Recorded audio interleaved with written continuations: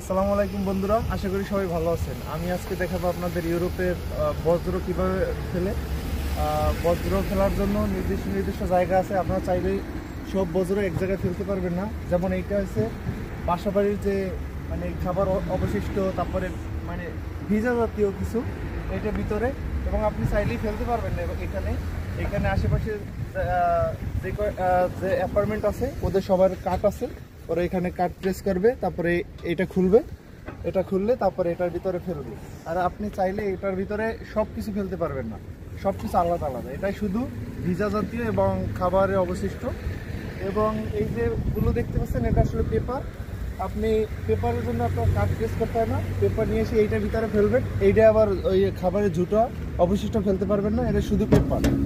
এবং এইটা শুধু গ্লাসের জন্য।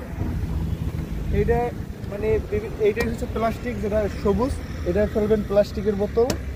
আর আসসালামু আলাইকুম বন্ধুরা, আশা করি সবাই ভালো আছেন। আমি আজকে দেখাবো আপনাদের ইউরোপের বজ্র কিভাবে ফেলে।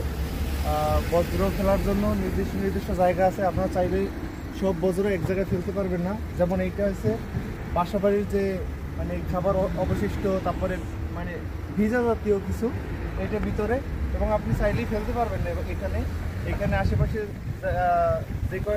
যে অ্যাপার্টমেন্ট আছে ওদের সবার কাট আছে, ওরা এখানে কাট প্রেস করবে, তারপরে এটা খুলবে, এটা খুললে তারপরে এটার ভিতরে ফেলবে। আর আপনি চাইলে এটার ভিতরে সব কিছু ফেলতে পারবেন না, সব কিছু আলাদা আলাদা। এটাই শুধু ভিজা জাতীয় এবং খাবারের অবশিষ্ট। এবং এই যেগুলো দেখতে পাচ্ছেন এটা আসলে পেপার।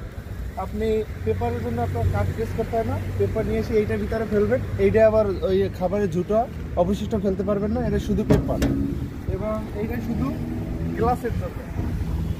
এইটা এইটাই হচ্ছে প্লাস্টিক, যেটা সবুজ, এটা ফেলবেন প্লাস্টিকের বোতল।